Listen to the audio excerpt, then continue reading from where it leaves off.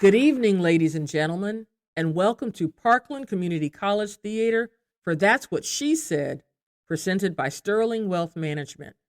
Please take a moment to silence your phones, get in the zone, and prepare for some amazing stories. Now let's welcome to the stage the National Director of the She Said Project, Miss Jenette Jurczyk.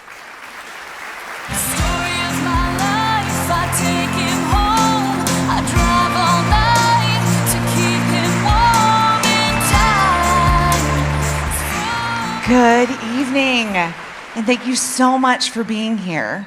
It is my absolute honor to welcome you to the 11th annual That's What She Said Champaign-Urbana.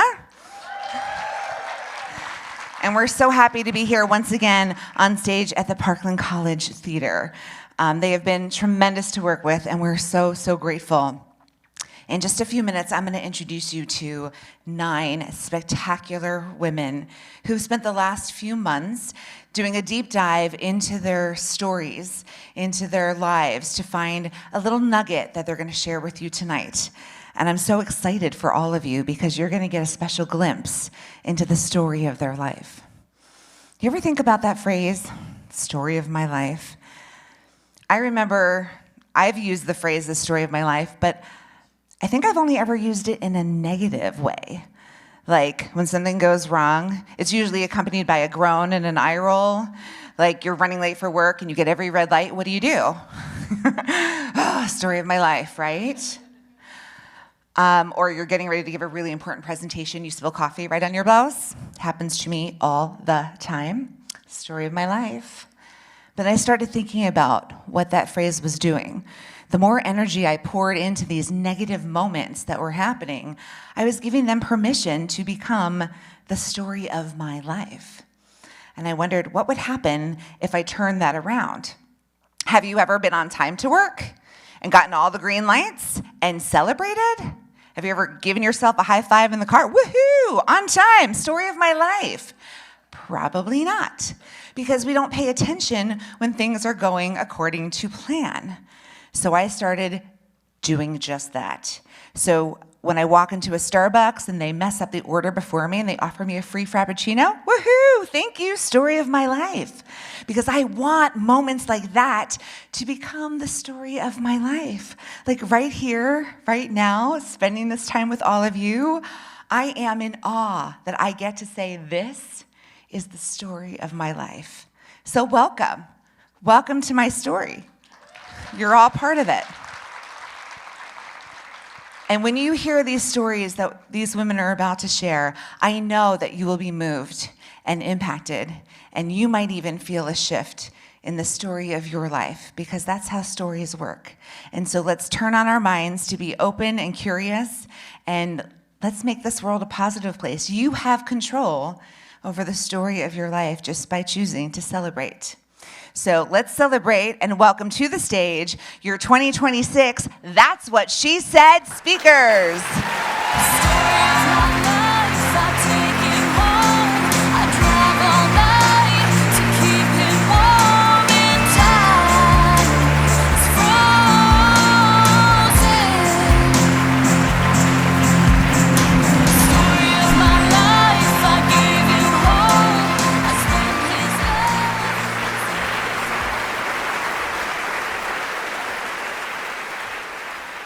I have always needed to know all the things. For as long as I can remember, I have suffered from the fear of missing out. Even when I was lying in my crib as a toddler, my parents tell me that if I heard anyone talking, my head would be peeking out, trying to catch the conversation. I called it curiosity. My mom called it being nosy. Nosy Rosie was what she called me. And I own it. I am that person who needs to know. I hate surprises, not even the good kind. Christmas morning, it didn't take me long to figure out where all the presents really came from. Yes, I was that kid who would go looking for where the gifts were hidden in the house, not caring that it would ruin my surprise. When our class list got posted every school year, I would make my mom drive me up to the school first thing so I could see who my teacher was and who was going to be in my class. On our way out to dinner, I'm already on my phone looking up the menu in advance to pick out what I'm going to eat. And I'm also the person who leaves the lab after some blood work, and as I'm walking out to my car, I'm hitting refresh, refresh, refresh, because I need to see what those results are going to be on my medical app. So it made complete and total sense that I went into the field of journalism. I found a place where being nosy was actually a good thing, and my need to find out everything and anything would be seen as a talent. I started my career right out of college as a TV news reporter, getting the chance to ask all the questions and learn all the facts, and I loved it. The anticipation of attending a press conference to be the first to learn about something new and then rush to get that information ready to go live in the newscast that night, it was thrilling. I spent 6 years out in the field going after the scoop. It was pure heaven for little Miss Nosy Rosie. And today I can proudly say that I lead the WCIA news team as the station's first female news director. However, that fear of missing out, well, it's not always served me well in my personal life. For example, when we found out we were expecting our first child in 2019, for some strange reason, I thought it'd be a good idea to throw a gender reveal party. You know, you agree to not find out the gender of your baby until it's revealed to you in real time in front of all your friends and family in some super flashy presentation.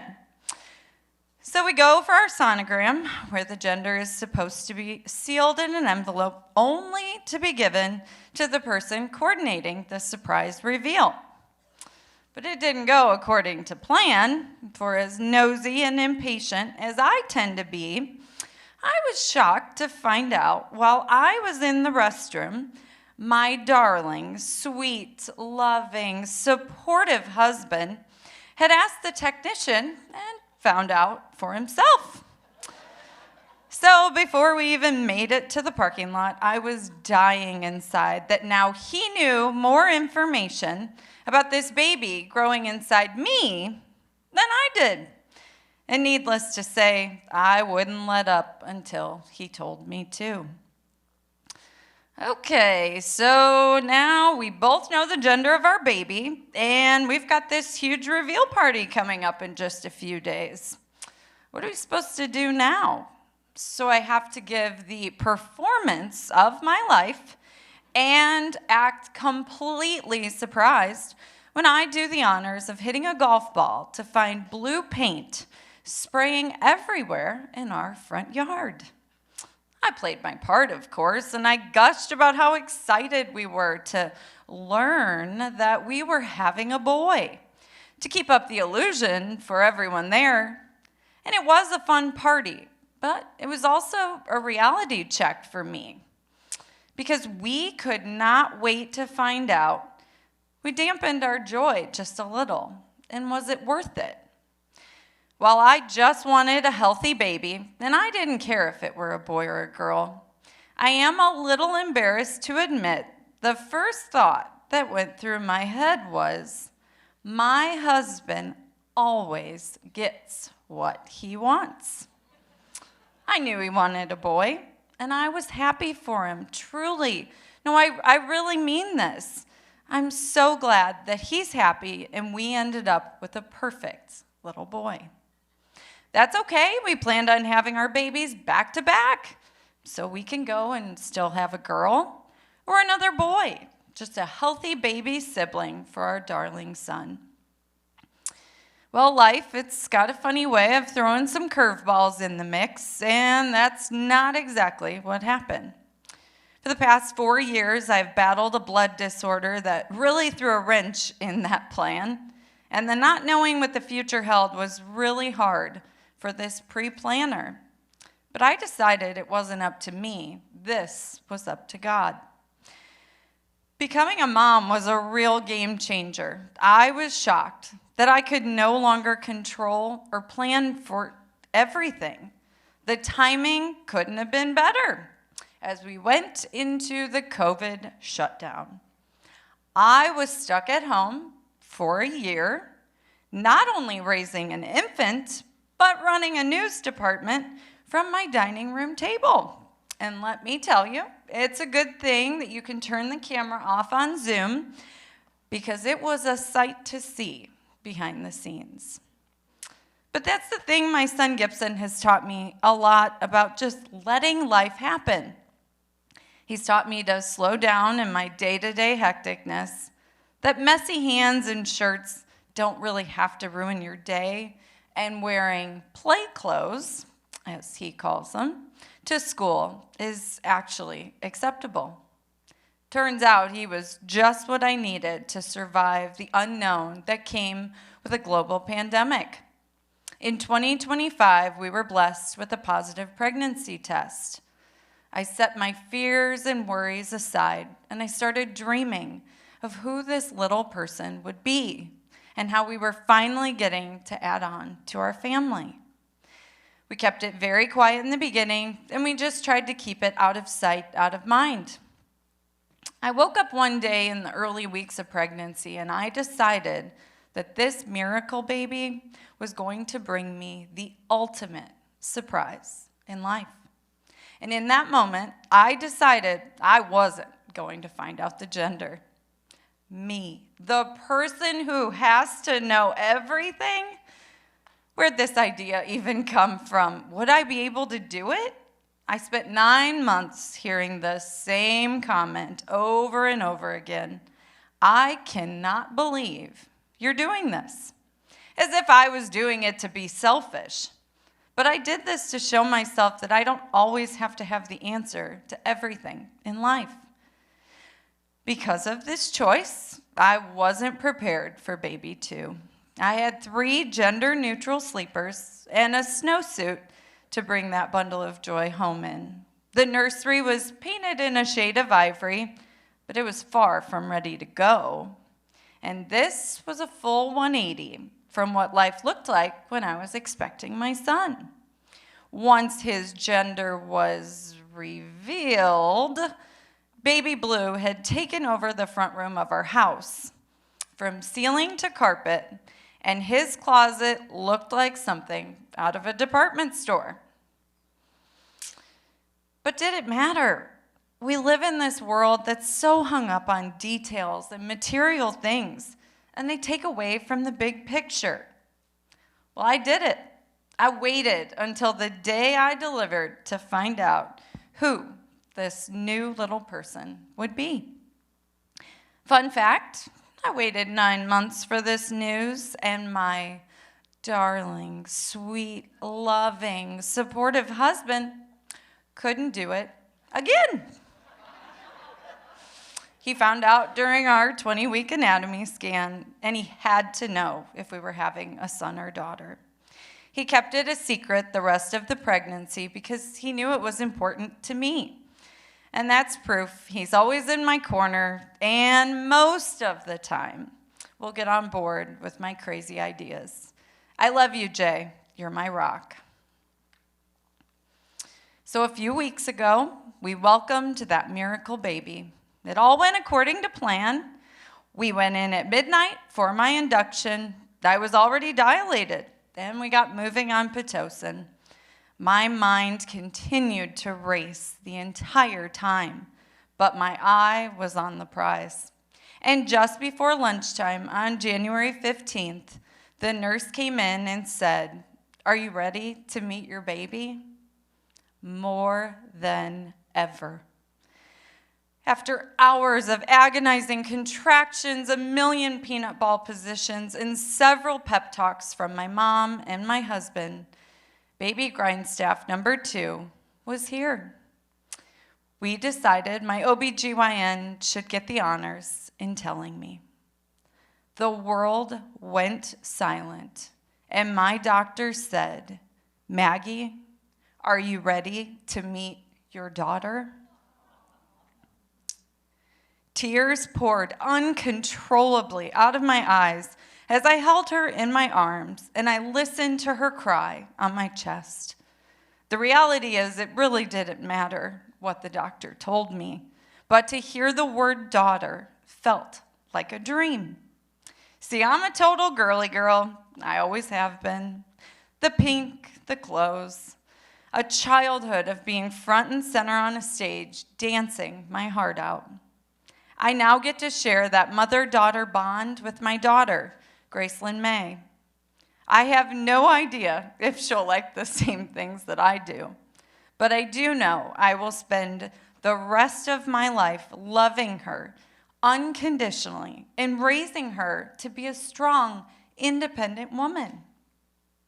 Just like my Gibson, I'm sure Gracelyn will teach me so much more about life. Being their mother is my greatest blessing. It's funny, I find myself encouraging others to slow down more now. I remind people to snuggle their babies every chance they get, because the days are long, but the years, they really are so short. Go ahead, buy the shoes, and don't be afraid of the unknown, because it could turn out to be your biggest blessing. Even writing this story, I didn't know the ending till very recently. And that definitely made rehearsing for this a bit difficult. But I'm choosing to be okay with it. I'm still as nosy as ever, so don't think about keeping any secrets from me. I will find them out. It's my job, after all.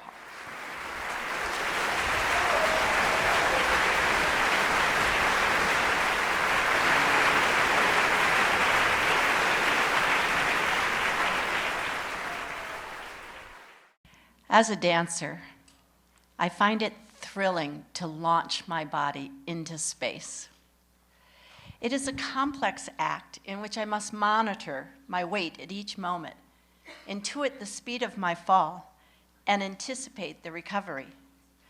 All the while, I revel in the sheer joy of being off balance, off kilter, wild and free as the air hits my skin. Perching on the diagonal is a defiant act in a world that often asks us to remain completely and complacently vertical. I was playfully experimenting with the pull of gravity when I met my husband, so I attribute gravity for our spiritual collision. We fell head over heels in love from the very first moment. The phrase falling in love is often used to capture the intense, topsy-turvy kind of love that new lovers experience. But for us, it was literal, and there was a reason. I offered stability and was yearning for risk. He personified risk and was searching for stability. Both my husband and I embraced living on the edge, but for very different reasons. As a Jew, born in Berlin in 1932, uneven ground shaped my husband's worldview. Throughout life, he fluctuated between the terror and displacement he felt as a child while walking through broken glass and burning buildings during Kristallnacht, to a giddy sense of adventure he experienced as a child while escaping Berlin with his family, hidden beneath a pile of coal on the back of a truck. The family was hiding for their lives in an attic of a pension in Belgium when he, already a rascal, saw it as an opportunity to play pranks. When the guests set their shoes out at night, he snuck down from the attic and switched all the shoes. In the morning, he shook with laughter as people scrambled to find their shoes, while his parents shook with fear. In 1938, my husband and his parents were granted passage aboard a boat to the U.S., but his aunts and uncles and the rest of his family were unable to leave Belgium and were killed in the Holocaust. If you can't trust the earth, being off balance becomes your norm. I was raised in the Midwestern suburbs in a loving environment. At 5, I became a dutiful student of ballet. I loved the rituals, the pliés and the tendus, followed by the dégagés and the rond de jambes. And while my reverence for these rituals inspired discipline and rigor, it also knitted into my body rigidity and obedience. I worked daily to defy gravity and maintain verticality. And eventually, by following all the rules, I learned to balance bone over bone, looking as if I was still and calm. Ballet, a product of the 15th century royal courts, held a high value for verticality because it connected royalty to the gods. I enrolled as a ballet major at the University of Utah. It was the late 60s, and revolution was in the air. I was immersed in the feminist movement. So connecting to royalty and gods became somewhat counter to my spirit. One day, properly attired in pink tights and a black leotard, with my hair glued up into a respectable bun, I snuck into a modern dance class. And I was in awe of what I saw. Dancers dared to wear, in a dance class, tie-dyed, loose-fitting hip hugger pants, fringy t-shirts with "Make Love, Not War" boldly displayed on their braless chests. And the hair, oh my God, do you remember the hair? Long, straight, curly, fuzzy, snaggy, shaggy, ratty, matty. It looked as if it was caught in a wind tunnel, but it wasn't. This airborne hair was the result of some of the most stunning dancing I had ever seen. The dancers were sailing upward into the air, diving into the floor, and pitching themselves into the unknown, unabashedly, unafraid of where gravity would take them. And all this was in total harmony with the wild and raucous music played by some hunky hippie guys standing in the corner, wailing on the drums and a rock guitar. My heart began thumping wildly to the beat of the drums, and slowly my hands instinctively reached up and started tugging at the tight bun. And I threw a bobby pin defiantly onto the floor. And each one felt like a major victory. Everything changed that day. I quit ballet and I became a modern dancer. I was going to learn how to fly. I had found my aesthetic soul. I was not alone in this pursuit of being off balance. Modern dance had been rebelling against uprightedness since the early 1900s. Doris Humphrey, an early modern dancer, famously described a fall as an arc between two deaths. I always thought she meant between beginnings and endings as well. And so mining that arc seemed grandiose. In our early years, my husband and I were moving toward the middle of the arc, where crazy love could not stop life's struggles. For instance, after several bankruptcies, we realized when it came to finances, it was probably better to lean into my pragmatic nature. But what saved our marriage most was dancing together. He was an incurable romantic from a bygone era of opening doors and pulling out chairs for ladies. My feminist, bra-burning instincts softened as he twirled me onto the dance floor to Etta James, and I fell dramatically into his arms. He would dip me so low, my head would come dangerously close to the ground, and we would laugh at the glorious thrill of it all. Gratefully, my husband never allowed us to fall out of love. In time, I realized that stillness I had sought in verticality was just an illusion, because each millisecond in an upright balance requires 1,000 delicate shifts of weight. In reality, the body is always falling. Being on the edge rooted me in tenuousness.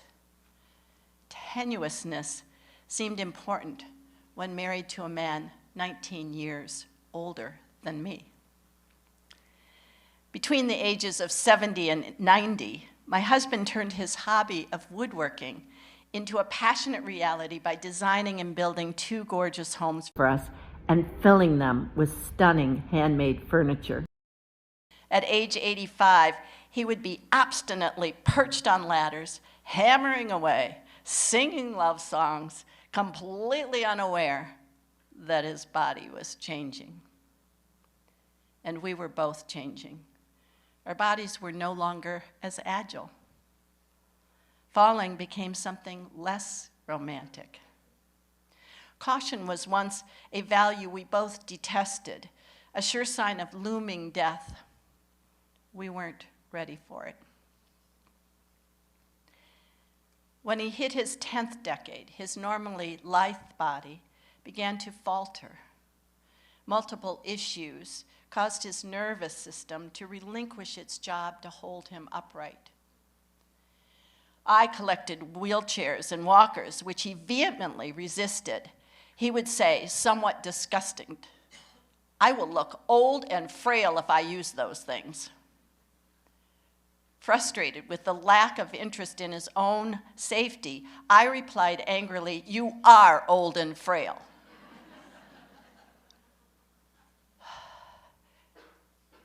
I've regretted that comment ever since, because I realized I was mad at him for everything I loved about him. He was never going to change his wild and free spirit just to stay alive. He began falling more regularly, and if I was near, I could catch him and he would gracefully slide down my leg to the floor. Ever the prankster, he would try to make me laugh by mimicking a fall, but I could see the dangerous trajectory coming and didn't find it funny. One day, he moved into a fall, reached for me and stammered, "Help me." But this time I was not close enough to catch him. I watched in horrific slow motion as he stumbled, careening towards a marble table. Panicked, short in breath, I saw and felt it all and realized that the love of my life and I were in the ending trajectory of Humphrey's arc. He finally succumbed to gravity and left this human world. For me, I have become painfully in awe of the earth's power to spin our bodies and souls not only into the air, but into the earth and into other dimensions. 2 years later, I feel the spirit of my love cheering me on as I defiantly climb trees. I want to, I have to, I need to be perched up in the air, closer to the birds, the stars, and my love. I imagine a playground in the sky where he can take passionate risks and free fall to his heart's desire. My love and I will forever meet somewhere between the earth and the sky.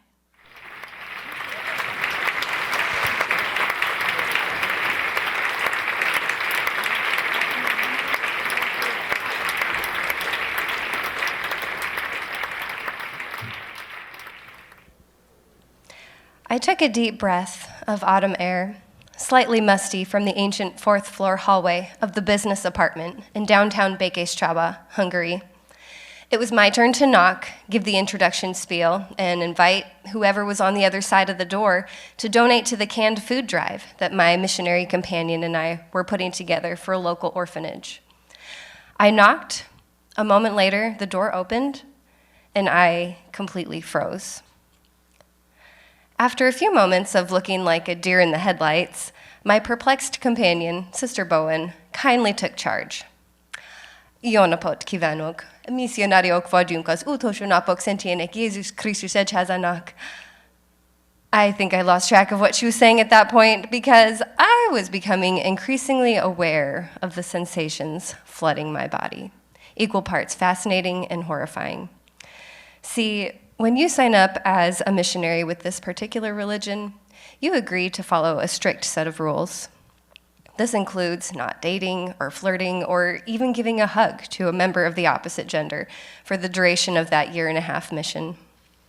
It also includes embarking on a rest-of-your-life journey of wearing special religious undergarments as your closest layer, day and night, at all times, except during the very obvious activities when you might remove your undergarments. This is your symbolic protection against evil from without or within, your armor, if you will. And that was fine. I signed up. I was here for it. But when this door opened, on the other side was the most beautiful man this little romance-deprived missionary had beheld in months. My own reaction took me by such surprise that I could not form words.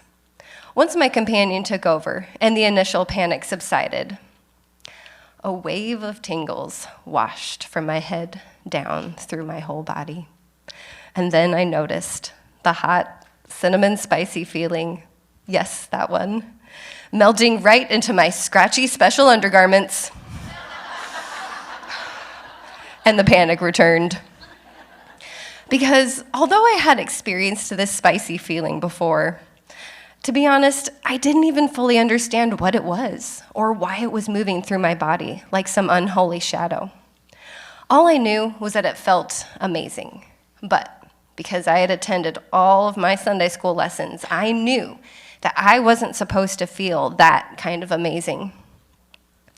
As a missionary or otherwise righteous lady, I felt so ashamed I wouldn't even look at myself in the mirror. A practice I actually started as a young girl, the first time I remember feeling those tingles. I tried to shove my shadow down and make up for it by being extra good and extra worthy. After returning home from that mission, I moved to the next important task in my religious culture, the mom mission. I reconnected with a nice man from college. We got married and started a family. I honestly didn't know anything about physical intimacy at this point, as it was only discussed as the thing to avoid before marriage and some nebulous thing I needed after to have babies. Right before we got married, our church leader met with us and offered us one solid gem of advice directed to my soon-to-be husband, which was, and I quote, "Please don't expect her to wear lingerie or anything like that." I could feel the tingles returning, followed by an intense burning sensation in my face. Then questions in my mind and a familiar shame resurfacing. Needless to say, we absolutely did not discuss that comment after the meeting. In fact, we didn't bring it up till almost a year into our marriage. As you can imagine, that first year of intimacy was pretty rocky, but it was around this time that I actually found a little respite when I read a book called They Were Not Ashamed. It taught me some very helpful information, like about the good girl syndrome, and much more about how our bodies even work. Like how, biologically speaking, a man can typically be turned on with one button, like a radio, while a woman needs to be tuned like a full-on symphony orchestra. While it didn't justify the warm tingles outside of the small container I created for it, all this information did help my body relax enough to finally make a baby. In fact, I made 6. Commence full mode mom mission. But there was something else missing. I was still avoiding mirrors and a semi-conscious desire to better understand that spicy part of myself that I was pinching off. I didn't see it as body chemistry. I saw it as something lurking under the surface, trying to hurt me. All feelings of cinnamon spiciness were shoved back down, threatening throughout the years to erupt through bright red cheeks. Anytime I felt chemistry or connection, talking with a man who was attractive, or even just nice. The shame persisted, and I continued to chase wholeness through worthiness. Finally, the external stress of finances, health, family, and so much more was weighing heavily on me. And on another autumn evening, this time in 2021, I found myself alone, kids in bed, husband out of town for the week again. I felt completely lost, disconnected from life, emotionally disconnected from my husband, and even more importantly, I felt disconnected from myself. I began to plead to my higher power for some kind of answer. I gathered my courage and looked directly into my own tear-soaked eyes in the mirror. In that quiet moment, I had the most rebellious, cinnamon spicy bit of inspiration pop into my head. I was going to sleep without my special scratchy undergarments. I took them off and put on my softest t-shirt, and something amazing happened. I could feel the soft fabric against my skin, and that wave of tingles washed down my body, and I felt hot and cinnamon spicy down there and all over, and the guilt came and knocked on the door, and I said, "Not right now, I'm busy."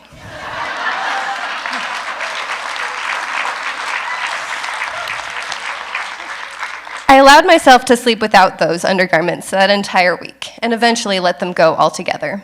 As I began to stretch the muscle of letting myself feel that kind of amazing, I noticed the guilt and shame would come back, sometimes to say hello, sometimes to go to battle, completely unraveling my entire identity as I had known it. I realized that when I'm ready, I can choose to release the shame and keep the cinnamon spice, shaping it into whatever the situation called for. My strength was growing, but I felt that there was more I needed to learn to help me understand the shadow I was slowly becoming friends with. When I first heard the word Tantra, I didn't know what it was yet, but it tickled something curious inside of me. Most people I talked to dismissed it as something purely erotic and profane, and their responses brought whispers of the shame that used to haunt me. But I decided to follow my tingles. Over the next 2 years, I attended workshops and webinars, and finally a week-long retreat in upstate New York. I discovered that Tantra, which translates to woven together, is the art of touching the sacred and weaving it into the profane, the mundane, infusing soul and beauty and meaning into every last molecule of life. I learned through these no-filter, trauma-informed trainings that bliss is not something I can or can't have based on my worthiness. It's the magic that is created as I strip away the armor and see the raw beauty in the imperfections. It's an electric current that runs through me and powers a meaningful, messy, joy-filled life as I embrace all parts of myself, especially the cinnamon spice. In 2024, I began my personal new mission.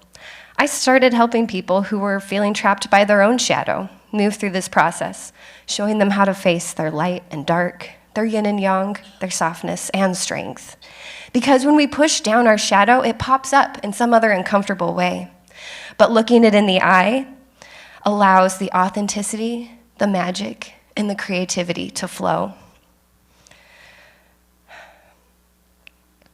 And so now, when I talk to a nice man, or go out dancing and let my hips move, when I see a beautiful sunset or witness an act of kindness, or even when my plans go off the rails, when my child tells me they identify as a different gender, when my ego takes a hit and I grasp the lesson in a messy mistake, I look for what's underneath and I let it be what it is.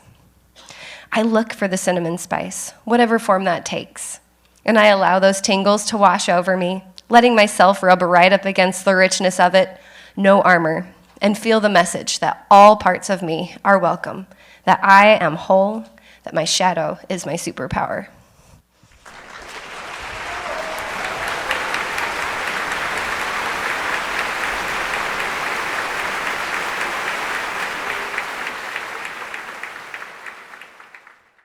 Without thinking, I screeched into the parking lot of Hobby Lobby, and I slammed my car into brake.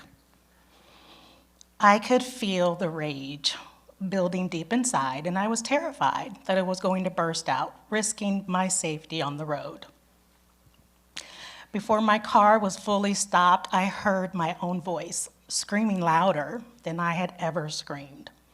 I was shaking, tears were falling. It was one big, ugly cry. I literally needed to sit in that car and just let it all out, mostly to gain composure before hitting the road and heading home to my boys. You see, 3 days prior to this, while my boys and I were at a pool party for Memorial Day celebration, the apartment building we lived in caught fire and we lost everything. How did I get here? This was not supposed to be my life. I'm a Midwest girl, born and raised in Peoria. The baby of 6, I grew up around lots of strong women. I never aspired to live the happily married with children type of life. I was open to marriage, but not kids. Never felt like I belonged in the Midwest. I wanted to be in the fashion world some way. A buyer for stores, stylist to the stars, but I had never been outside of Peoria. So at the age of 24, I picked up and I left, moved out of state to start my own life. When you're young and you're full of dreams, anything seems possible. So I settled into my new life, made some friends, and it was here that my life took on new meaning. I met the man that would make me a mom, became pregnant at 34. That's right, the woman that did not want kids, pregnant. I was shocked. I was devastated. But I was also happy for this thing that I didn't know I wanted. But I lost that child. That left me really sad, really confused. How did this thing that I didn't want hurt so bad? But you move on. The hurt doesn't last long. Never goes away, but it doesn't last long. So over the course of time, my partner and I became pregnant again. And at the age of 35, I gave birth to a healthy baby boy. Being a mother, it felt amazing. It felt like my purpose in life. I had this tiny little person to love and to love me unconditionally. Life with my son's father, however, wasn't great, and it had not been great for some time. So when my son was 2, I left their dad. It was a tough thing to do. I felt guilty for breaking up our family. Over the course of time that we were apart, we had conversations, his dad and I. My guilt and my fear were being used against me. I didn't want to be another statistic, as I was being manipulated into believing. So I gave him another chance. And soon after, I became pregnant again with our second child, another baby boy. Hours after his birth, we learned he had Down syndrome. I'd heard about Downs, but didn't know a whole lot about it. And so there I am in my hospital room, all alone. At this point, my son had been taken to a nearby hospital to be cared for. What's his life gonna be like? I had no idea. All I could think about in that moment was getting out of this hospital to go be with my baby. So when he was 3 days old, I got to go be with him, and I remember being wheeled into his NICU room. He was only 3 days old, but I swear he looked at me and smiled. By the time he was a week old, we were able to take him home. Now here I am, mom of a 4-year-old and a newborn with a disability I needed to know more about. Talk about overload. And it only continued because my now 8-week-old baby needed to have his heart repaired and underwent surgery. I remember that 4 hours and 34 minutes like it was yesterday. But what I don't remember is breathing. Obviously, I did. But when you're in a situation like that, you're just so consumed with worry and fear.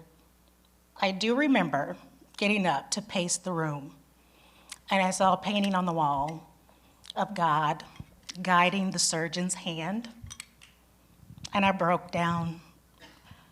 But it was my fear dissipating, because in that moment, I knew that God was with my baby, and his surgery was a success. But now the scary part comes, and I have to take him home and care for him on my own. All this while still dealing with a not-so-great relationship with their dad, because though we'd welcomed this second child, he had not changed for the better. That's it, I thought. I can't do this any longer, feeling alone in this environment. So I gave him one last chance to make our family work. I needed to be closer to family, so we moved here to Champaign. Believe it or not, though, things did not get better. And after 1.5 years of being here, I left him for good. I took my kids and we moved into an apartment. I was so scared to raise 2 kids on my own, one special needs, me finding ways of working with him at home, him seeing several different specialists a year, and me trying to find time for my oldest so that he didn't feel left out. But I did it, and I found my groove, and we were doing great. So life had to test me again. And about 4 years ago, my oldest came out as trans. Wow.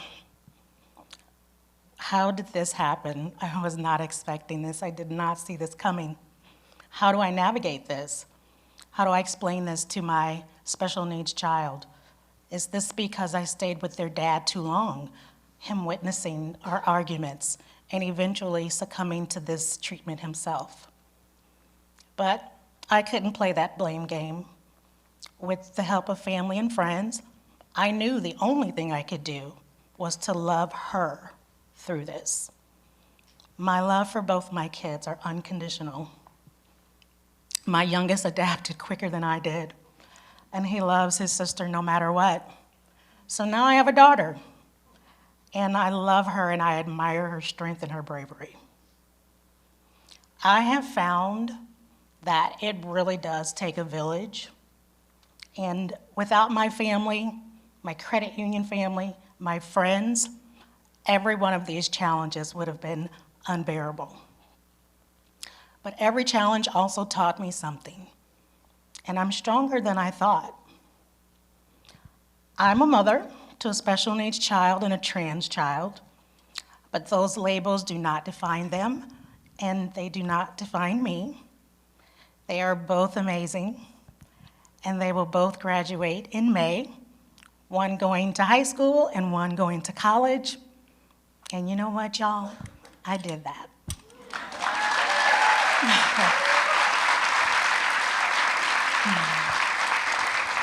Thank you. Some days I am completely overwhelmed, but every day I am so thankful and grateful that I get to awake and experience this unexpected life. Thank you.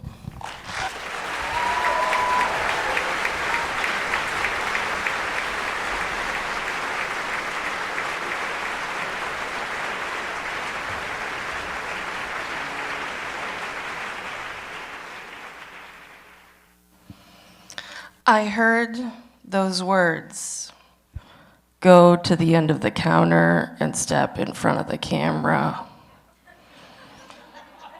I was very confused. What was happening? The last time I lost my license, I came in, paid $6, showed my ID, and I was all forgiven. They printed me a new driver's license, and I was out the door. Now they wanted a picture. Why? Why now? I think I asked and was told something very informative like, "It's what we do now." She may have said more, but all I could hear was the voice in my head screaming, "No! Why now?"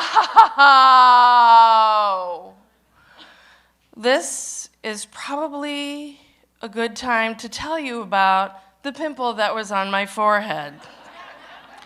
Let's just say it was one of those big perimenopause pimples, the kind that you can't pop because it's just too deep, the kind that moves in uninvited for a week or two, and after a couple days, it starts to have its own pulse. I was on day 4, so it was pretty big and red and just starting to get shiny. Why a picture now? At the age of 53, I did not want a huge red zit on my forehead to be the distinguishing feature on my new driver's license. Every other time, they printed a bright new shiny driver's license and I was out of there in 10 minutes. I turned and walked to the end of the counter, realizing the error of thinking I didn't need to touch up my hair before leaving the car.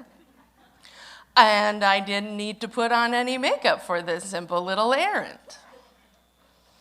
I slowly walked towards the camera, considering I always have a choice. I could make a big fuss and go get my purse in the car. I could run screaming from this building and come back in 2 weeks. But that's too dramatic, even for me. I'd already paid my $6, and I didn't want to continue driving without a license. I kept walking. "It's just a pimple, Susan." I turned in front of the blue curtain. "It's fine. My natural beauty shines from my smile within. I will just make that bigger than the zit in this photo." Face the camera, less teeth. Okay then.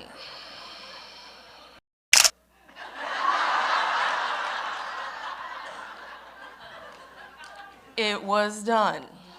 Great. Now, not only do I have a huge zit, I have resting bitch face on my license. She said, "Have a seat and wait for your name to be called." I walked over and picked a chair. According to how the body works, I was accepting the reality that I was going through a really uncomfortable period of hormone transition, and it would be captured in living color and would be laminated so that I could carry it around with me for the next 3.5 years, showing it to strangers. Whenever I traveled, bought alcohol, drove too fast in my car, not in that order. You know, whenever I had to prove that I am Susan Northrup, an adult. I sat in the uncomfortable chair watching the large clock on the wall tick the seconds away, wondering, how bad could it be? Just in case it was that bad, I began practicing in my head ways I could explain away how different I looked in real life. I could make the offensive play. It avoids any discussion and that whole confused up-down looking thing. Yes, that woman with the zit is me. I'm actually a very nice person. I heard some names. Robertson, Yang, Fisher. I could try the victim approach and demand sympathy. Bonus, if it's an older woman, I could invite her to a perimenopause pity party. Blank in menopause, the brain fog is so bad, right? I lost my license, my hormones were going crazy, I got a huge zit, and then they wanted a new photo.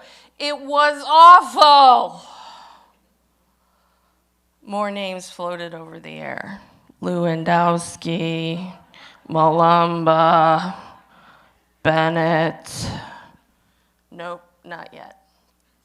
What about the tried and true humor misdirect, making myself the entertainment? Hi, I'm Susan, and this here was my forehead zit, Suzanne. Isn't Suzanne beautiful? We spent a wonderful 10 days together. It was magical. It was not lost on me that all these responses that I'd created were to deal with a situation that had not happened yet. It's classic Susan. I'd spent decades battling perfectionism and crippling codependence. Is that okay with you?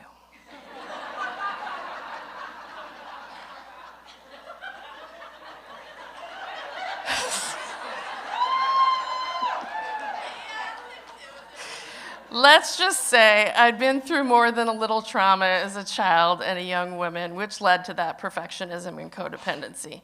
Trauma that taught me the fictions that I was not enough and that my needs didn't matter.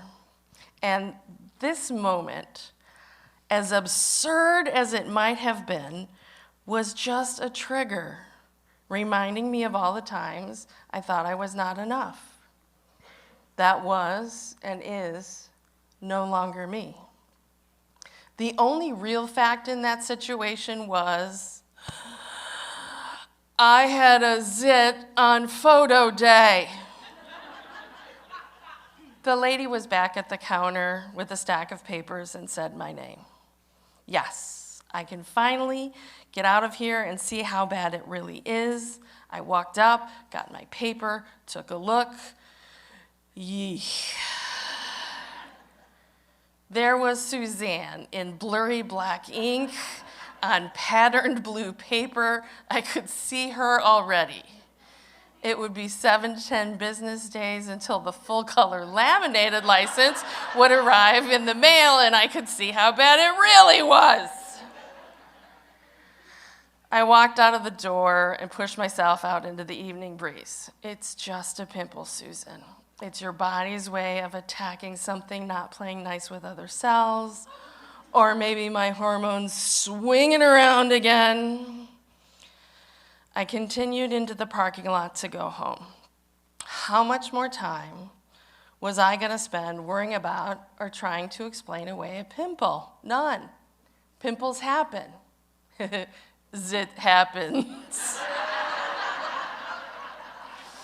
I looked around the parking lot. Why was I even worried about being judged at all? I know I'm enough, maybe more than.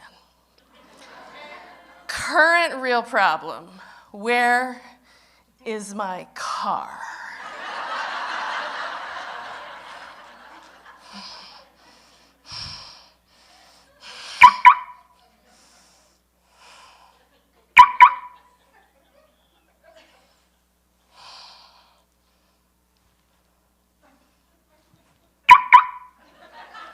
Come on, Suzanne, just a little bit farther.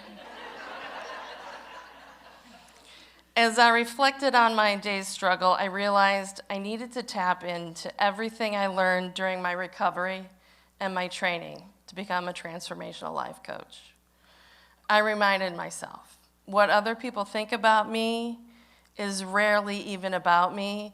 It's about their life filters. It's definitely not under my control. And it's not my business unless they tell me in words out loud to my face.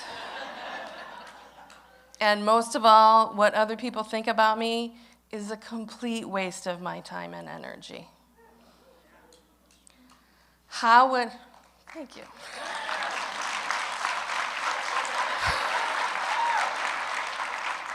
How would I hope a client would have handled something like this?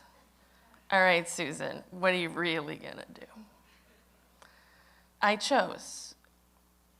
The next time I took out my license, I'd hand it over and say, nothing. I settled into my seat, turned on the light, flipped down the mirror, and gave myself a gentle smile right in the eyes. And in that moment, I reached utter and complete acceptance and love for myself, even my new friend Suzanne. And I've had the opportunity to remember that moment over the last 2 years, every time I took out my license, because it's right there in living color, laminated.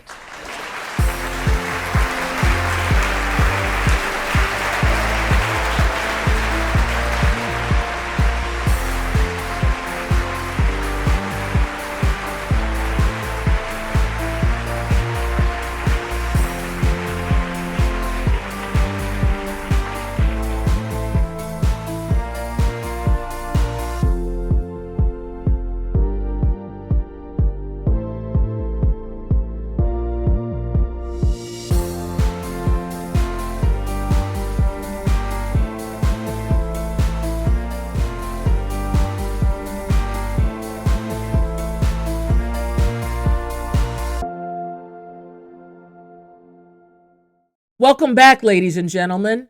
It's time for some more amazing stories by some truly incredible women. But first, welcome back to the stage, Miss Jenette Jurczyk.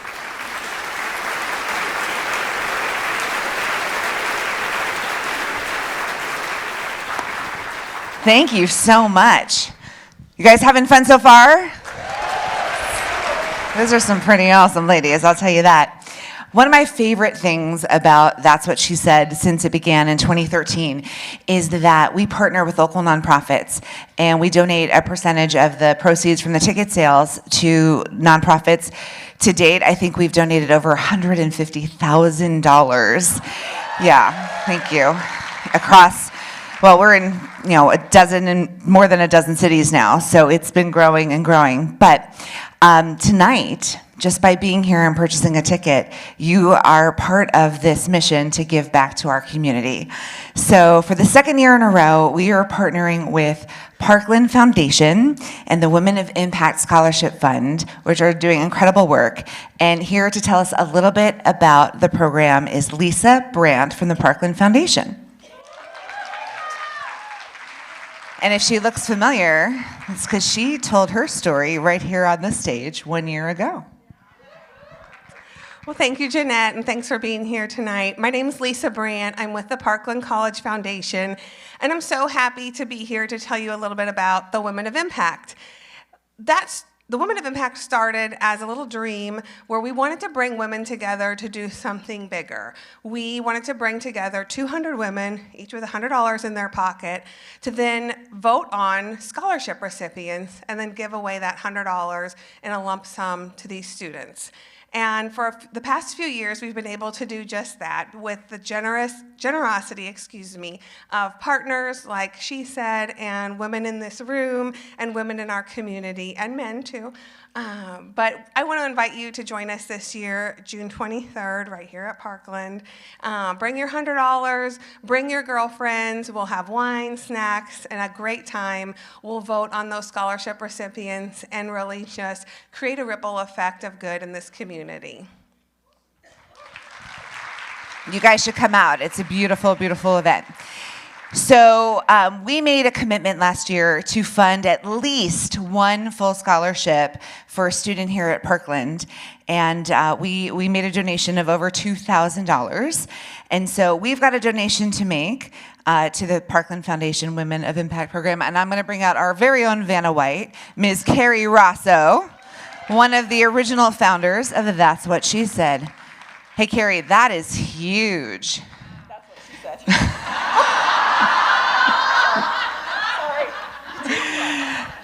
And so we got an amazing offer from our after party sponsor, Heartland Coca-Cola, who said, if you do this one more time and donate to the scholarship fund, we are going to match it. So we are not donating $2,000.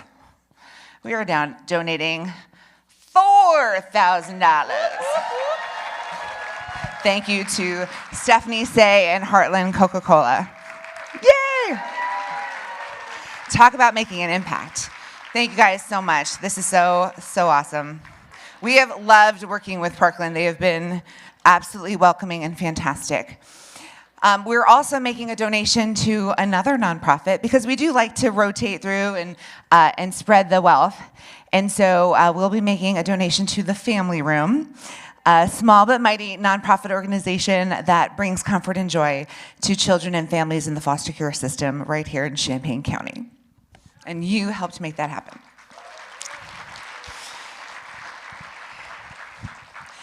So as your host and the director of the show, it is my absolute honor to thank the people and the businesses and the organizations that made tonight possible, because we could not do this without them. So I need to start with our amazing presenting sponsors, Sterling Wealth Management. Sharon Allen is just a huge champion for women, and we thank them so much for coming back year after year to make That's What She Said possible. So thank you so much, Sterling Wealth Management. And we're so happy to welcome back a few of our amazing gold sponsors and even welcome some new ones. We need to give a shout out to Carpet Weavers for decorating this beautiful stage for our ladies. Yes. Thank you to Lesa Rector and the team at Rector Real Estate. Woohoo. Thank you to our friends at Spiros Law. Yes. Thank you to Jordan McDaniel at Country Financial. Thank you to our friends at CIBM Bank and to our printing partners at Up Close Printing. And then Heartland Coca-Cola, who have sponsored our after party. So you are all invited after the final bow tonight. All you have to do is go out to the lobby and turn right, and you are welcome to join us. There is a small theater right next door. The music will be pumping, the drinks will be flowing, the food. It's all free and it's all yours. Come celebrate with us, okay? And thank you so much, Heartland Coca-Cola. And the list goes on and on. It takes so many moving parts to put all of this together.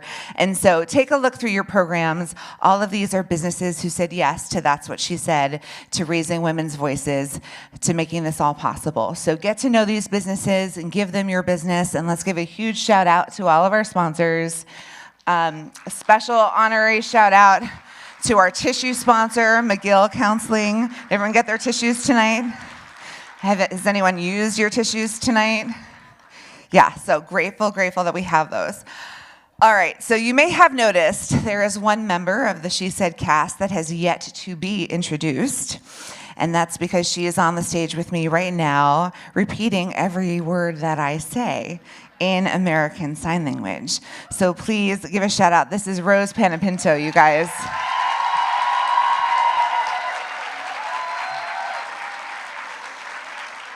We are so thrilled to welcome her back.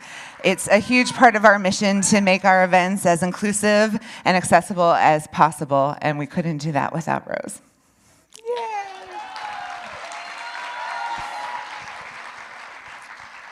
Just a few more pieces of business before we get the show on, because I know you're tired of hearing me talk. But in case you haven't heard, we have a teen empowerment program called That's What Teens Say, where teens I think we've mentored over 300 teens to date in Champaign-Urbana alone, and now this program runs in 5 different communities where we welcome teens to join us for a 3-day program where they get confidence coaching and public speaking mentorship, and they get to tell a story live on stage. And so if you know a teen girl or you have a teen girl and she needs some empowerment, there's a program coming up the end of March, and we would love for you to nominate a teen that you know and love. So join us at That's What Teens Say. And shout out to the Raw Counseling Group, who's our executive producer or sponsor for that program for like the 4th year in a row. They've really made it a huge impact on that program. Yay. And last but not least, you guys know we have a podcast? Yeah. We've had the She Said Project podcast for a number of years where we welcome back women who have shared their story on the stage, and we talk about the story behind the story and get to know them a little better. Well, in 2025, we relaunched the podcast in a new format with our new partners at WCIA. And now it's a weekly podcast, and not only can you hear us talk, but you can watch us talk, because you can now stream the She Said Project podcast on the WCIA 3+ streaming app. Every Friday, there's a new episode. So if you need a little bit more Carrie Rosso and a little bit more Jenette Jurczyk in your life, join us on the podcast. All right. It is time to get the show on the road, my friends. Who wants some more stories? This is our grand finale. They've been working so hard, and let's finish strong. Please welcome back to the stage your 2026 That's What She Said speakers.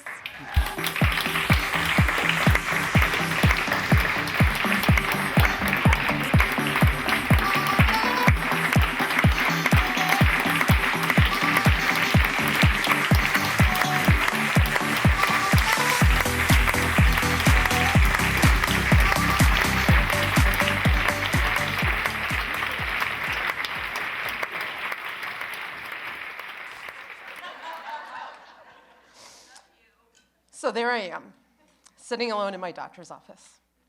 Any moment, she's gonna come in, go over all my test results. My nerves are on fire, and I feel like I'm going to vomit. I am chugging a CBD drink, thinking it will take the edge off. I feel my nails digging into my skin as I nervously scratch itches that were never even there. A few days prior, I had checked into the ER with the fear that I was having a full-blown heart attack. I have had my fair share of panic attacks, and this was not that. I had every symptom Google could come up with: sweating, shaking, chest pain, nausea.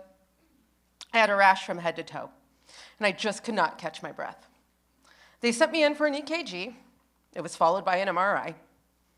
They told me to follow up with a primary, and they sent me home. I was completely shocked and that they did not admit me right then and there. Surely I was not fine. They must be faking my results so I don't break down until I see my doctor. So she waltzes into the office. I see the smile on her face, and I start to panic. Clearly she's putting on her brave, smiling face, knowing that she has to deliver the terrible news. My brain went eerily quiet, making space for the worst news possible. I was fully prepared to hear that my last days were upon me.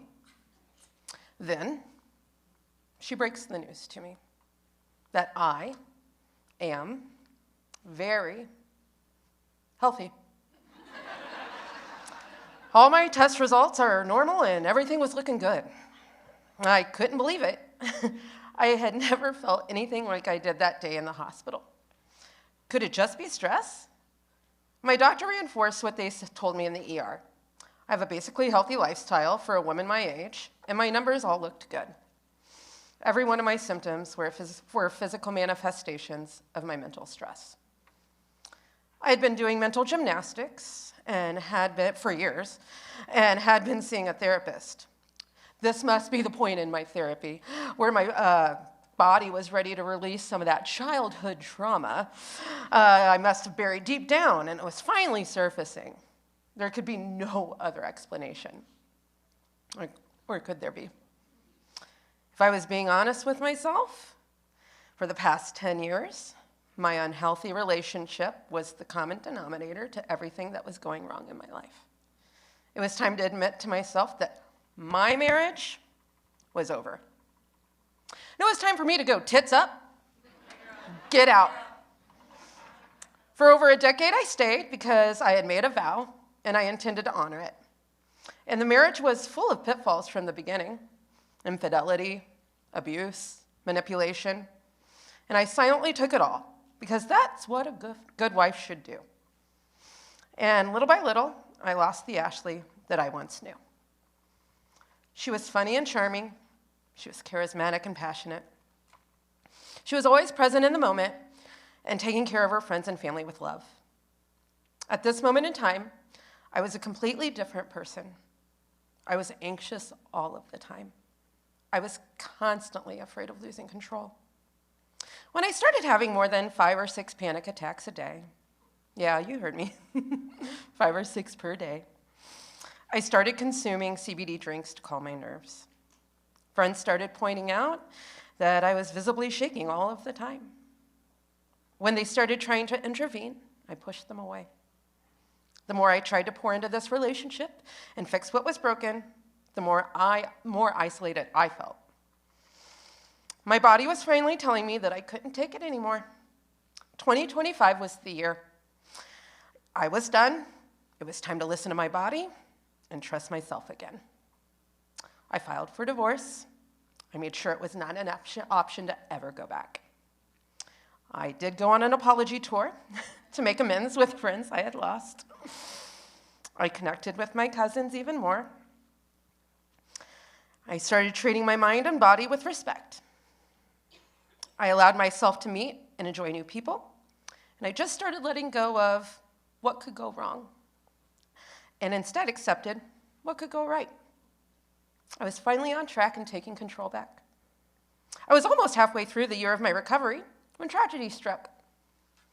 It was unusual that my brother, Donnie, who I saw almost every day, had not responded to my calls or texts for a few days. My gut knew that something was off. One evening, our other brother called to tell me that Donnie had a stroke and he was not doing well. I was able to visit him once. Due to his poor state, he opened his eyes that day, and he even managed to smirk. Or that's what I'll always believe. Not too long after, Donnie passed. It was heartbreaking, and it still is. I was still processing my pending divorce. I had to sell our house, and I was already dealing with a ton of stress.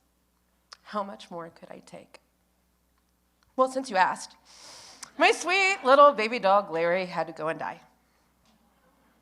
What in the cold fudge? Now, these tests could have easily broke me, but the amount of love, support, and encouragement from loved ones showing up really put things into perspective. So I went to the visitation, I went to the funeral, I sat with so many people who loved my brother, and we all shared a special weekend together. At his funeral, in the procession line, as I sat alone in my car, watching all of the cars in line from small town to small town, one of my people kept me entertained via text. She kept my head up, kept me smiling. She kept hope that there was so much more worth living for. Now, I could have zoned off and been really sad, but instead I stayed present and really sad, but hopeful. And I realized that I had to keep moving ahead. I could not go backwards. It's all figure-outable. Such a sad day, but such a beautiful day. I decided to lean into the beauty and embrace this life that I have and do whatever would come, no matter how scary. Do it scared, do it anyway. I fought too hard to get myself back. From then on, I've been thriving, back in healthy routine for my mind and body. I've met beautiful people. I lost a couple of wild cards, but that's a part of life. And it's not really a loss when you realize that they were there for a reason when we needed them, one another the most. Now, when I look back on that decade of my life, I'm sure people who met me during that time would describe me as an anxious person. What's funny is that I finally realized I am not an anxious person by nature. It was just truly the constant stress. And once I was able to let go of that, I found the charming and charismatic Ashlee once again. And I am never letting go of her. Now I have found happiness, love, and excitement all within myself because of the choices I have made. Now, in the words of Brandi Carlisle, who I will be seeing live in 2 weeks, returning to myself is just returning me to you. And that's the only thing I want to do.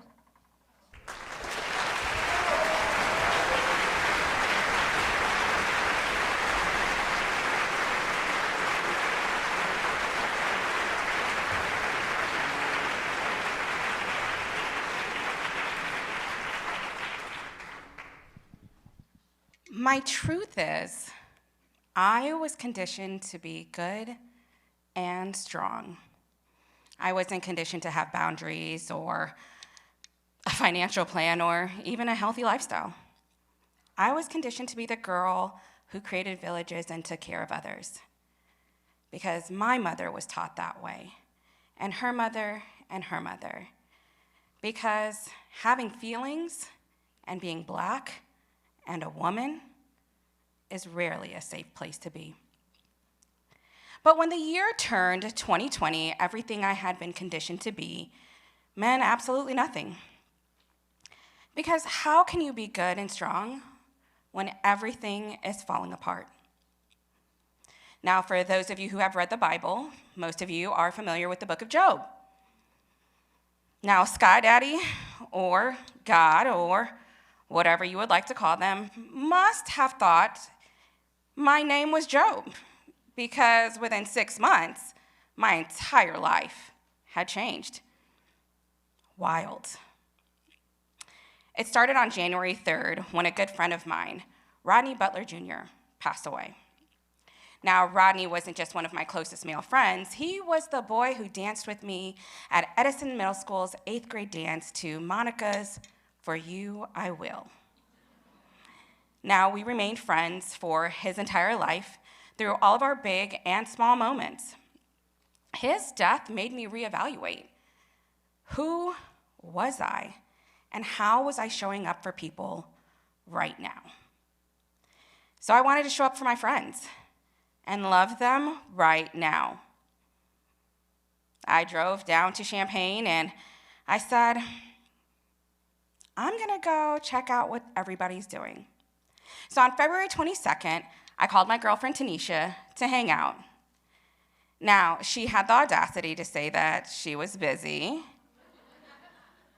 And, me, busy doing what? And she says, well, I just finished my esthetician's license and I'm booking facials. So I booked a facial. I got off the train, got home, put my stuff down, and went straight to her house. The minute I got out the car, I screamed, bitch! And she was like, my bitch!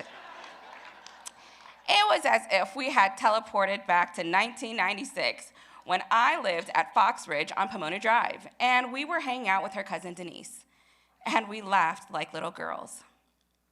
I asked her if we could do my facial on live on Facebook. I wanted to let the world watch her do what she loved to do, which was loving the people that loved her. She blessed my body with her hands, the massage to my face and shoulders, the scrubbing of my lips, and the steam that created an amazing moisture on my face. She essentially washed my face so good, I don't think it was ever that clean. Ever. We talked, we laughed, and we told stories to each other and to the world. I got to hear her laugh and totally be engulfed in her passion. On Sunday, February 23rd, 24 hours after our amazing moment, Tanisha had been murdered. I felt the shock pulse through my body and tried to understand what I just had heard. She was gone.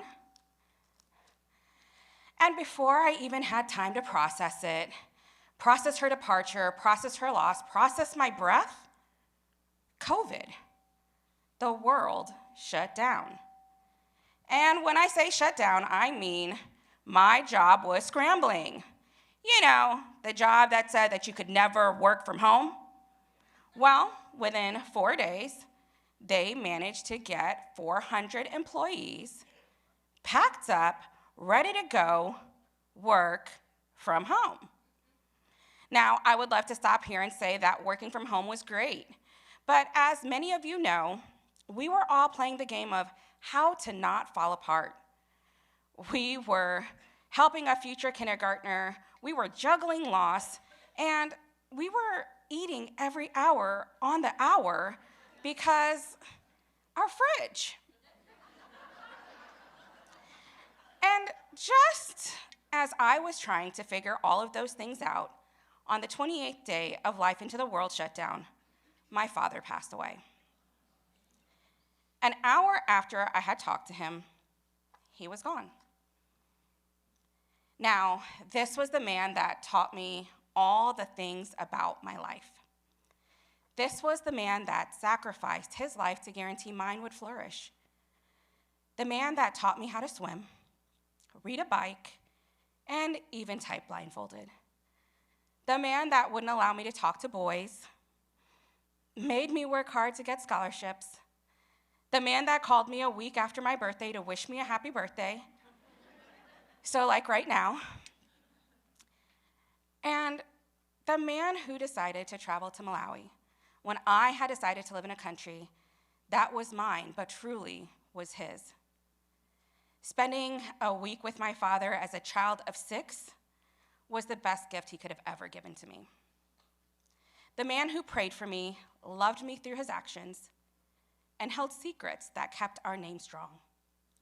This man that had protected me my entire life, that had breathed life into me every time I was lost.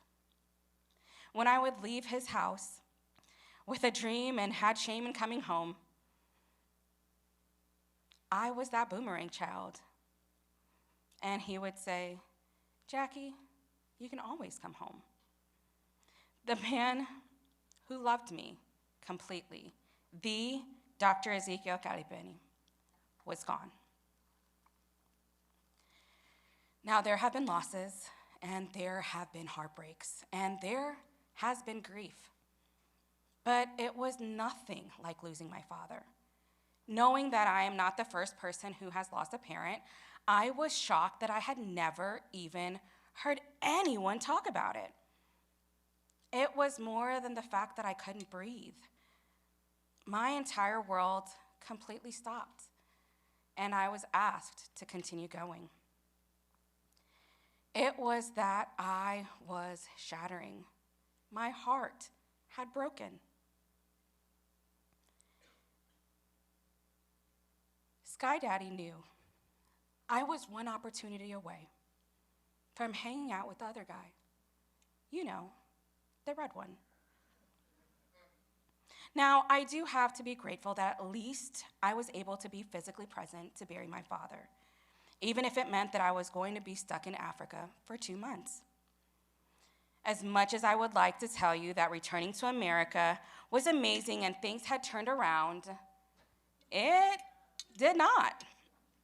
Because on my 3rd day back at work, we had an emergency meeting and 140 employees were let go, including me. It wasn't long after that that my partner, who I would have told you was the love of my life, delusions, the man I was going to marry, had informed me that he had been cheating the whole time I was in Africa, burying my father. Now, let's all catch our breaths, wipe our tears, and hear how I didn't just say, to hell with it. Because I was conditioned to be good, not conditioned to have boundaries, or be healthy, or even be financially astute. I was conditioned to be strong. But regardless of all that conditioning, there is nothing that can prepare you for that kind of loss. I couldn't hold it together anymore. I could no longer be everyone's strong Black woman. And because I no longer could, I didn't. I allowed myself to shatter in a million pieces. And I cried. I cried in bed, in the shower, in the car, at the grocery store, with my friends, and probably with my enemies as well. I asked Sky Daddy to take my tears as prayers.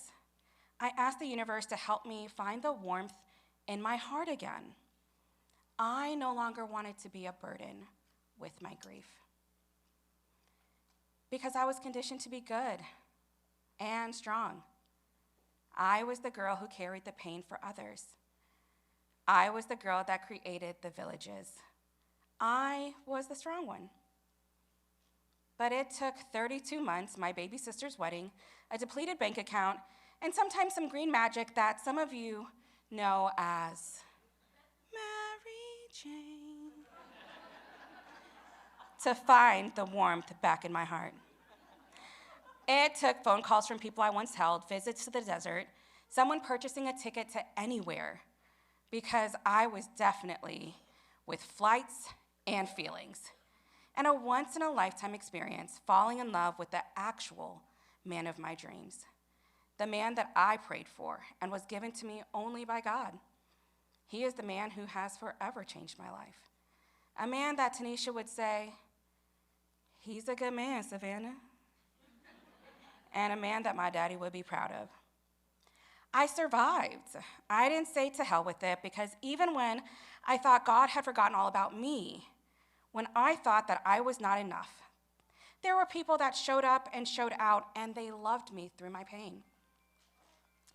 The girl that was conditioned to be good and to be strong no longer had to be. I could finally give in to the grief, the torrent of emotions, the truth, my truth. I could learn to accept help from those in my village and to offer grace to myself. So for those of you who have been there or are currently there and are still trying to figure out how to breathe and how to find the warmth back into your heart, lean into that village that you once carried and let them carry you. And for the one who has carried me my whole life, Amayanga, Zikomo.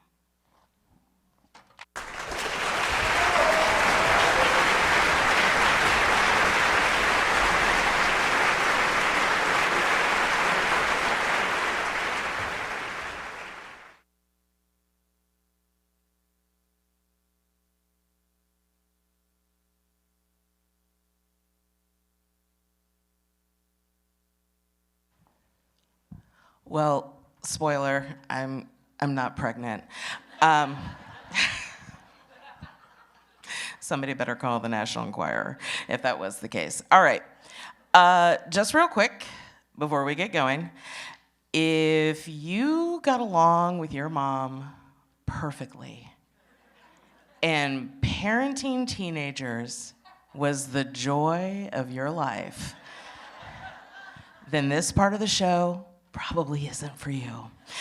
But if that wasn't the case, come along on this ride with me. Do you all remember the book? The required reading for young mothers called What to Expect When You're Expecting. Maybe you remember the cover, an artistic rendering. Oh yeah, here we go. A young mother sitting in a muumuu in a rocking chair, reading that book, looking largely unbothered by how her life was about to change in perpetuity. That means forever, y'all.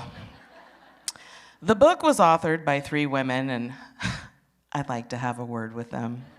I am sure they are perfectly lovely ladies, but I'd still like to have several words. They also gave us other hits like What to Expect the First Year, the Second Year, and the Toddler Years. And that was it. That's all they wrote. As if we didn't need coaching after those precious toddler years. Now, there was no guarantee I was ever going to become a mom anyway. I literally failed home ec. No, really, true story. The pillow I was supposed to sew in high school, sew into a precious rabbit, turned out to look more like a deformed woodchuck. It still haunts my dreams. I was voted least likely to get married and have kids. It was, it's okay. It was actually, it turns out okay. It was actually announced at an awards night in high school. My mother was not amused. So it was a bit of a surprise when I birthed 4 kiddos, 2 girls and 2 boys. I was not one who oozed maternal vibes at all. My ex-mother-in-law bought me this book as a gift, What to Expect When You're Expecting. I remember reading the book and wondering, why should I care about my mucus plug or whatever? It all seemed so graphic. And I figured that my body would just know what to do when the time came. And when it came to raising babies, it really wasn't that hard for me. Babies and toddlers were my jam. We got along great. I knew how to get them to sleep. I didn't stress over feedings. And I knew how to manage their care so they didn't just stay alive, but they thrived. I was seeing the world through the eyes of my babies, and everything seemed so fresh and fun. And I really did enjoy that precious time. If this wasn't your experience, don't hate me, because this magical era was very short-lived. I am sure you are all familiar with that curse that is cast on you by your mother. Oh yeah, the one that says, I hope you have a daughter, say it with me, and I hope she is exactly like you.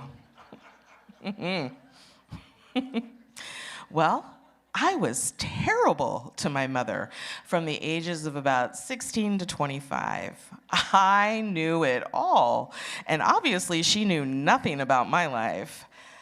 I remember coming home from school my senior year, and my mom confronted me with a pack of cigarettes she had found in my bedroom. And I decided that the best course of action was to start yelling at her. Why are you going through my room? Why are you snooping? How dare you? I stayed out late. I never called, did all the typical rebel teen crap, dated who I wanted, never listened to her opinion. I was the baby girl after all. I expected her to do my laundry and cook, and never did I have to do anything to help her. I was an angry teenager. My parents had divorced when I was 10, and I blamed my mom for everything. Instead of seeing her as being protective and trying to prevent me from making some of the same mistakes she made, I just saw her as crazy and controlling, and she didn't want me to have any fun. I vividly remember saying to my mom, when I have kids, I will never be like you. I don't think my mother ever laughed so hard. I think she said something along the lines of, oh, little girl. And that's what my mom would say when she was real pissed with me. I can't wait to see how your kids treat you. And the curse was cast. Because I did have 2 daughters, and guess what? They were exactly like me. Where's the book about what to expect when you have teenagers? Nothing prepares you for the teenage years, both girls and boys. 1 minute they are sitting on your lap, wanting to read Goodnight Moon for the 4,365th time. And the next, they have lives that don't involve you at all, except for laundry, food, transportation, and financial assistance. Mornings go from being up by 6 a.m. to watch multiple episodes of Little Einsteins to teenagers hiding in their bedrooms like they're part of the witness protection program. You may not see them before 1 p.m. or after. Remember when you were exhausted and thought, I cannot wait until they are old enough to make themselves a sandwich. And when they got old enough to make their own sandwich, we felt like our lives were over because they didn't need us in the same way anymore, except for the pile of dishes they left for you in the sink. There is literally nothing that prepares you for parenting older children. Nothing. And there is no book about how to manage these new teenage problems. One day, you are helping your toddler pick out a sensible outfit, and the next, you're yelling at your teen to just wear a freaking coat already. It's 22 degrees outside. Thank you. Then there was dealing with a teenager sexting on their cell phone. That was a fun Thanksgiving. True story, swear to God. Let's just say that after the 4th or 5th time my child excused themselves from the dinner table to hide in the bathroom, the evening devolved into their father and I chasing him around the house to confiscate the phone. As they age, we revel in their growing independence. The problems become less frequent, but when they hit much harder and are much more complex. Especially when they insist, Mom, you don't know what it's like. You couldn't possibly understand. Or break out in a sudden fit of rage when I ever so lightly touch their bag to reach past them to get into the refrigerator. And yes, I got to watch my adult children make all the same bad choices I did. Did they learn nothing from me? As their mother, I knew that the person they were dating was wrong for them. I knew how this movie was going to end, and I wanted to warn them. But they didn't want to hear lectures about what they should do or who to do it with. I vividly remember trying to talk to my daughter about the boy she was dating, and in that moment, I heard my mother's voice coming out of my mouth, clear as a bell. And I was like, whoa. That was the moment it hit me.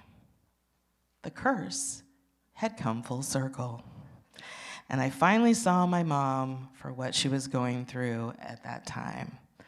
During my early teens, my parents divorced, and my mom cared for her own mother during her last months before she died. And she was now single, raising me. And all of the wise words she spoke came back to me in an instant. And I knew what I had to do. It was time to call my mom and apologize. Because my first marriage had imploded, and it finally had occurred to me that, guess what? I didn't know everything, and that I was really sorry. And she accepted that apology and was so gracious. She even laughed. Because I think she had been sitting back and watching the curse play out. She grinned like the Cheshire Cat, knowing full well that I was getting a taste of my own medicine. And I now understood my mother was a human being doing the best she could with what she had. I understood that rebuilding your life at 50 was not easy, especially after everything that she had lost. But she showed me how to carry on in the face of personal devastation. And now here I am at the newly minted age of 51, and I have a full understanding of everything I put my mother through. But on the flip side of this, I realized that these young adults I have raised need the same amount of unconditional love and support, just like a newborn. And we don't get as much say in our adult children's lives anymore. There's been a shift in the parent-child dynamic, and TikTok shows us that more and more children are breaking up with their parents instead of putting up with toxic relationships. But the thing that I had to remember about entering this phase of parenting is that you're not actually parenting anymore.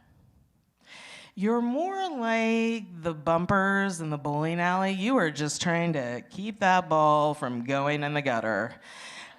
And honestly, you're more of a guidance counselor. A guidance counselor with stretch marks, not enough sleep, not enough caffeine, and sometimes very underappreciated. But a guidance counselor, nonetheless, with a very important job to do. Thank you.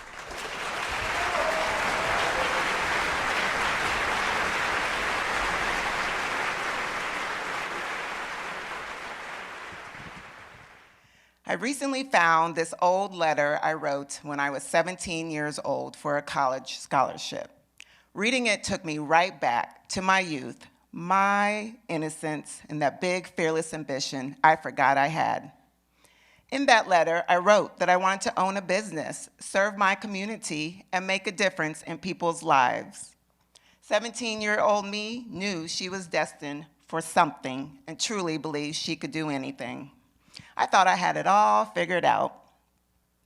I grew up in a 2-parent household, going to church every Sunday. Pretty normal childhood.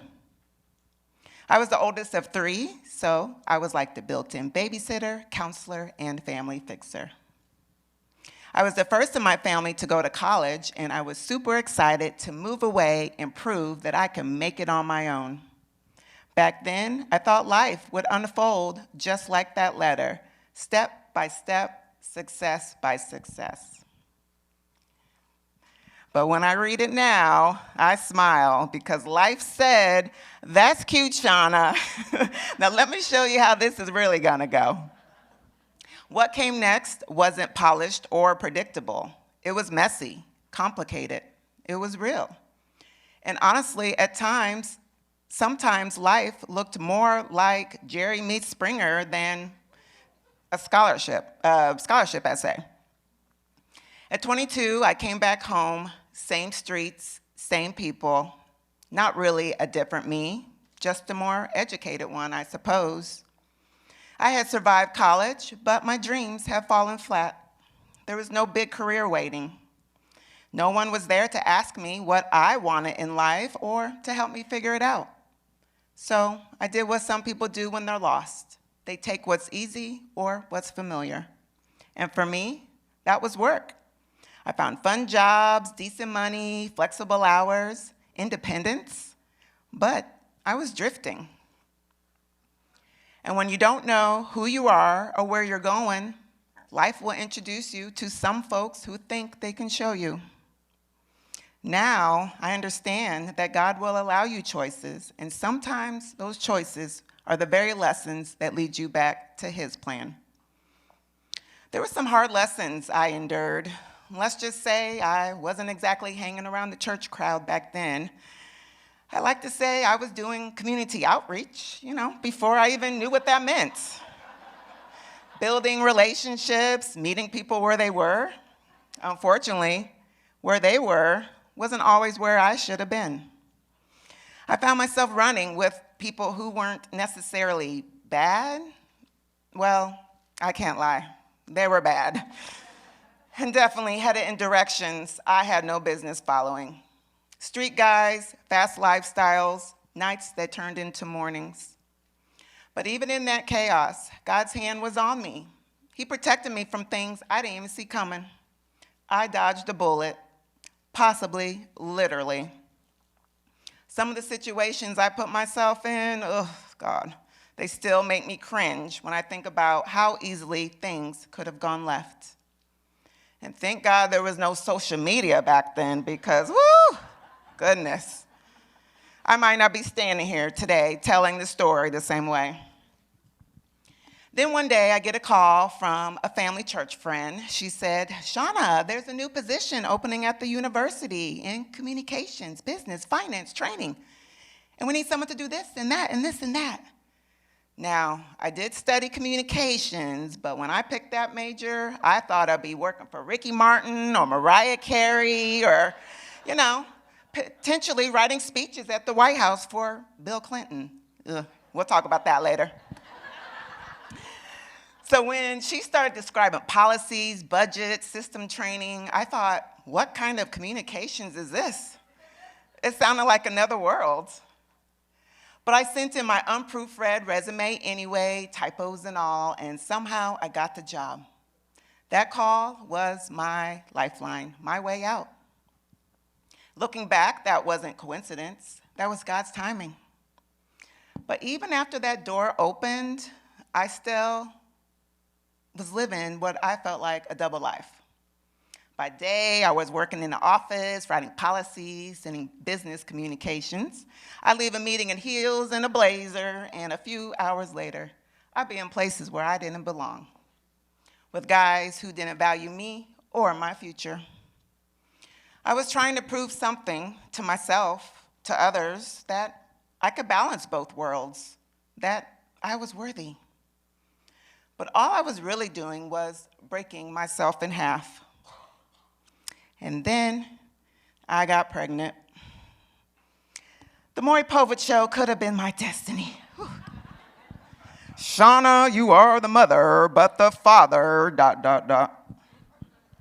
Yeah.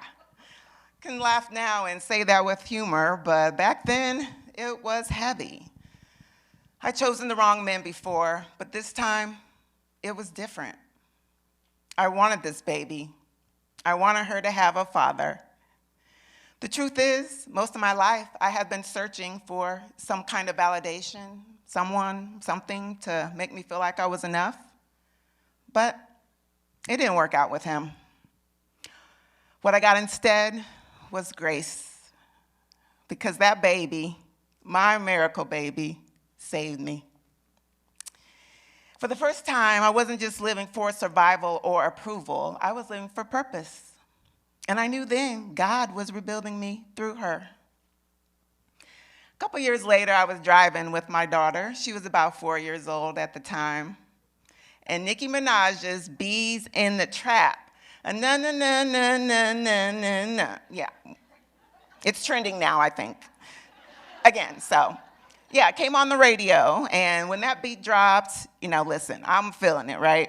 I'm rapping every word, well, almost every word. And she's in the back seat singing along. She's smiling, laughing, hitting every, yeah, bees in the trap, bees in the trap. Like it's her favorite song. It was adorable. Until I really listened to the lyrics, and I'm like, it was a little too much for my precious baby, miracle baby, to be listening to. So I turned it off. And from that day forward, I never really played inappropriate music around her again. Even as she got older, when Bruno Mars came out with that song, that's what I like, that's what I like.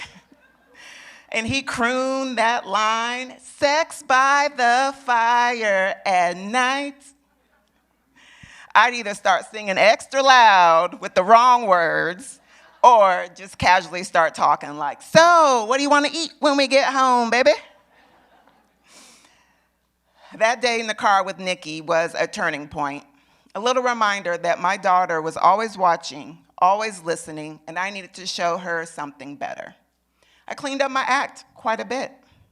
Now, don't get me wrong, I wasn't a saint or an angel by any means, but I knew we were destined for greatness. I had the best baby ever, and I wanted to give her so much more than just love. I wanted to give her experiences, opportunities, a quality life. I wanted to show her how to live her dreams, to be open-minded, and to see the world beyond what's right in front of her. So I started thinking about how to level up as a single mother to this exceptional little girl. And that's when I decided to prepare for something bigger. I went back to school and got my MBA. Yep. Walking into that first classroom, I was surrounded by professionals, business owners, executives, people who seemed to belong. And I thought, what am I doing here?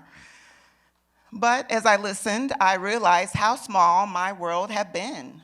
That room changed me. I learned that I could talk to anyone, learn from anyone, and solve problems with anyone. And that's where I started finding my why. And I knew that every step, even the messy ones, had been ordered for a reason. After earning my MBA, I started real community outreach. Yes. Know what that is now? Some of that work included advocating, developing small businesses, helping them find funding, make connections, and get wins. It was truly inspiring. I realized if I can win for them, I could keep winning for me. During COVID, I started my own outdoor group fitness business. I dabbled in network marketing. I built relationships, encouraged people, and I loved helping others. Eventually, that path led me somewhere I never really expected. After my dream of being a speechwriter for President Clinton didn't pan out, blessing in disguise, I found myself landing in politics unexpectedly. I found my voice, I found my competitive spirit, and I found my purpose. It wasn't the White House, but it was a chance to serve, to take a risk, create change, make the impossible possible.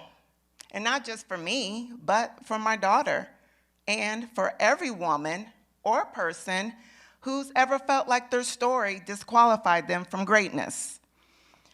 And when I was running for city council last year, and life was a little challenging, my daughter asked me, "Mom, why do you want to run? Why do you spend so much time doing all this?" And I told her, because the world is not set up for you. You have to go out and change it. And when I was reading that old letter that day, I was surprised, I was humbled, I was emotional. Because the Shauna who wrote it, that 17-year-old dreamer, was already becoming the woman standing here today. Faith and destiny had been guiding her all along, even when she couldn't see the path, even when life tried to convince her she wasn't enough. She kept going, she kept believing, and she became the woman in the letter.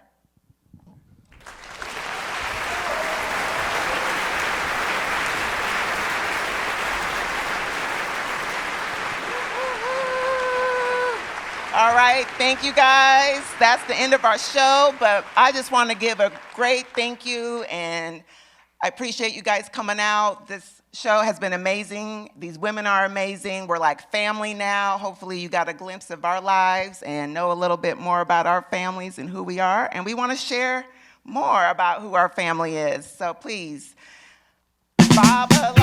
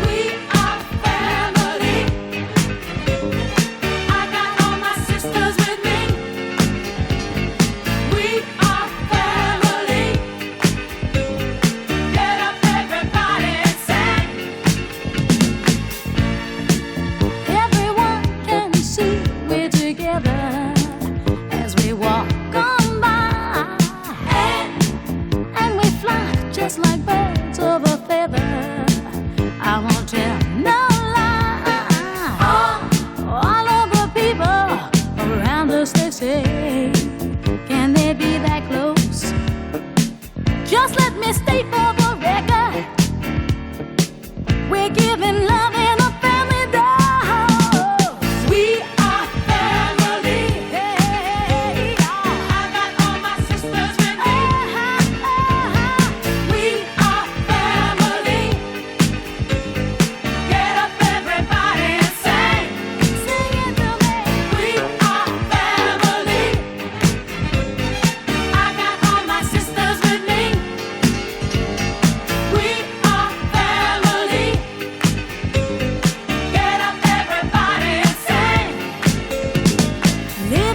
is fun and we've just begun to get our share.